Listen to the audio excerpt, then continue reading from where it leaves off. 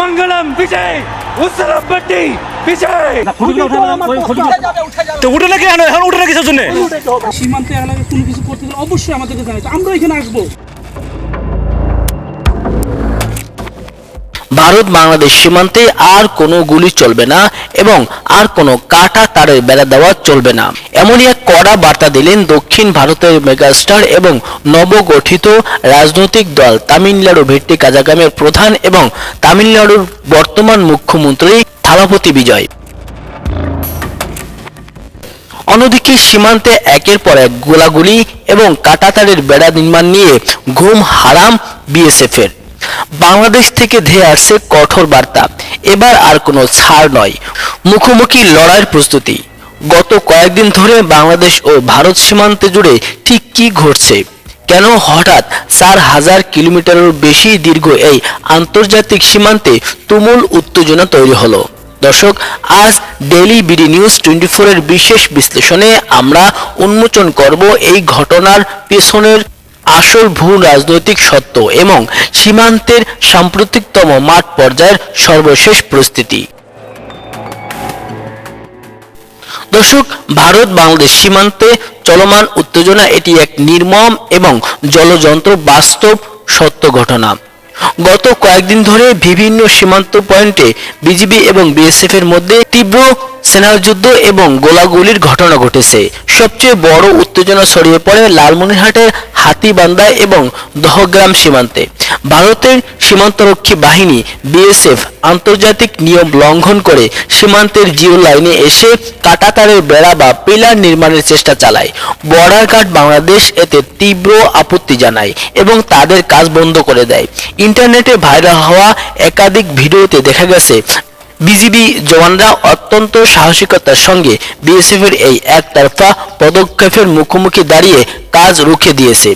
পরিস্থিতি এতটাই উত্তপ্ত হয়ে ওঠে যে পরবর্তীতে লালমনিরহাটের 3 বিঘা করিডোরে বিজিবির 51 ব্যাটালিয়ন এবং বিএসএফ এর 174 ও 30 ব্যাটালিয়নের মধ্যে দীর্ঘ 4 ঘন্টার একটি পতাকা বৈঠক অনুষ্ঠিত হয়। সেখানে বিএসএফ মেনে নিতে বাধ্য হয় যে ভবিষ্যতে জিরো লাইনে কোনো কাজ করার আগে অবশ্যই দ্বিপাক্ষিক আলোচনা ও অনুমতি নিতে হবে।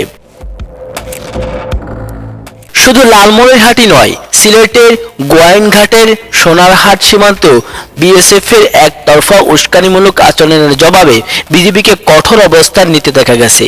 বিএসএফ এর একতরফা ফায়ারিং এর জবাবে বিজিবিও পাল্টা গুলি চালিয়েছে বলে খবর এসেছে।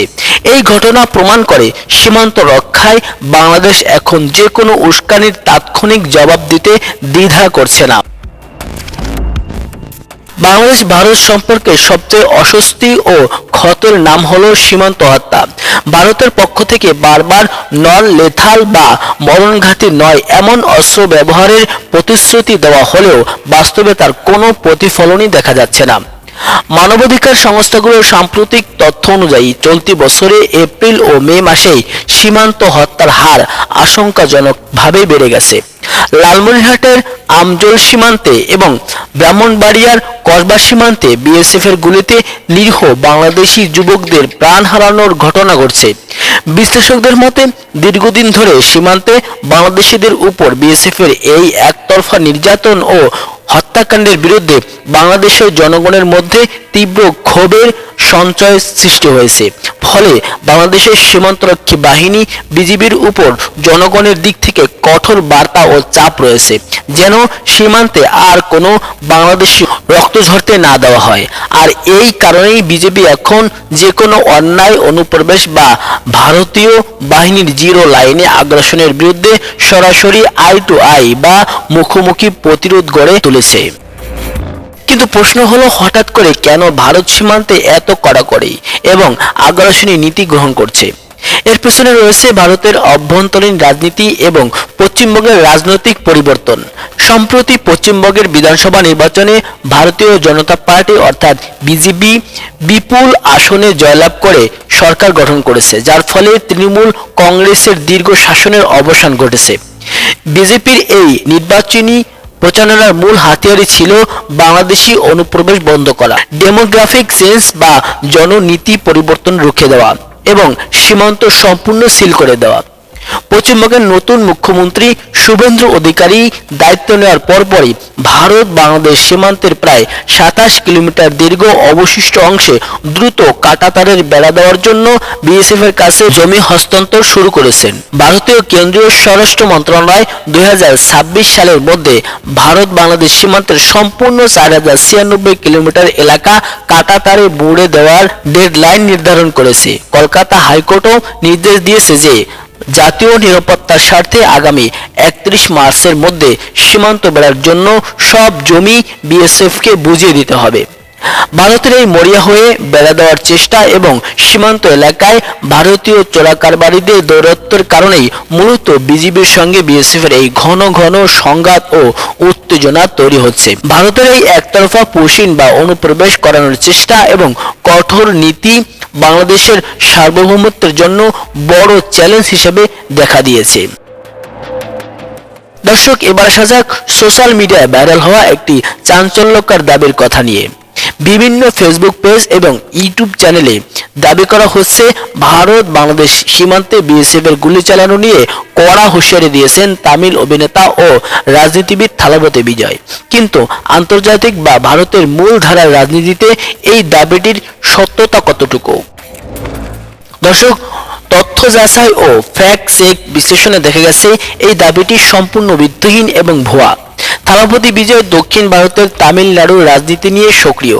ভারতের কেন্দ্র সরকারের নীতি বা বিজেপির হিন্দুত্ববাদী ও বিভাজনের রাজনীতির তীব্র সমালোচনা তিনি করলেও সুদূর উত্তর পূর্ব বা পশ্চিমবঙ্গ সংলগ্ন ভারত বাংলাদেশ সীমান্ত কিংবা বিএসএফ এর গুলি নিয়ে তিনি কোনো প্রাতিষ্ঠানিক বা রাজনৈতিক বিবৃতি দেননি।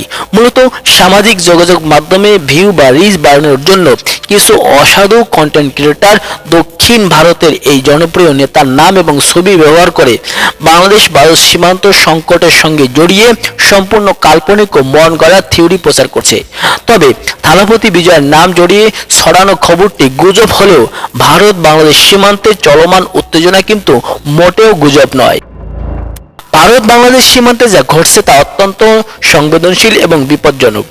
একদিকে ভারতের অভ্যন্তরীণ রাজনৈতিক এজেন্ডা বাস্তবায়নের জন্য সীমান্তকে সম্পূর্ণ অবরুদ্ধ করার চেষ্টা, অন্যদিকে নিজের দেশের নাগরিকদের জীবন রক্ষা ও সার্বভৌমত্ব অক্ষুণ্ণ রাখতে বর্ডার গার্ড বাংলাদেশের আপোষহীন ও কঠোর অবস্থান। এই দুইয়ের টানাপোড়েনে সীমান্ত এখন এক চরম বারুদ ঠাসা অঞ্চল।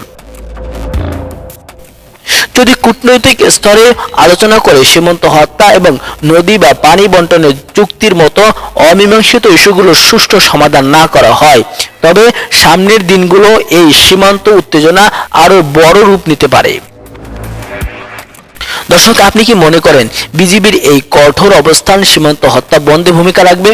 আপনার মূল্যবান মতামত কমেন্ট বক্সে জানিয়ে দিন। ভিডিওটি ভালো লাগলে লাইক দিন, বন্ধুদের সাথে শেয়ার করুন এবং দেশ বিদেশের এমন গুরুত্বপূর্ণ খবরের সত্যতা ও বিশ্লেষণ সবার আগে জানতে আমাদের ডেইলি বিডি নিউজ 24 চ্যানেলটি সাবস্ক্রাইব করে বেল বাটনটি অন করে দিন।